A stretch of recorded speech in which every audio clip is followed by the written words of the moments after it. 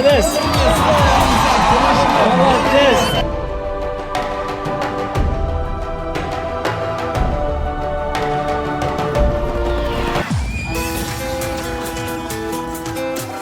Sağ kolumuzdan atma tat, sizin küsteyiniz.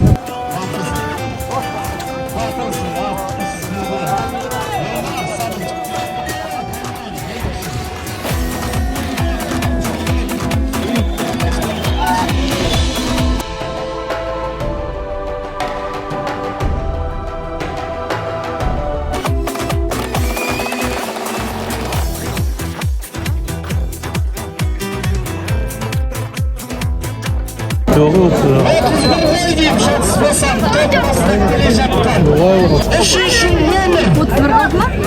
Abdülate Şantimiz. Şadan Dozu. Neren. Adresi Kasım.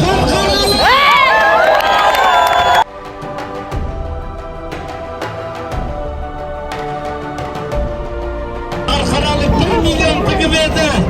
Onun nasıl yazdığı?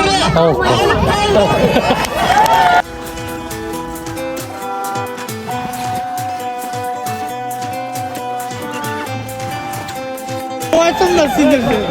Yer qaraydı. Voy mala.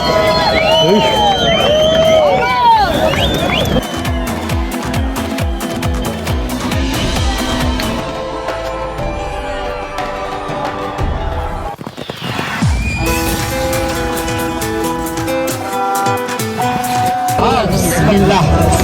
Kimga buyuradi ekan?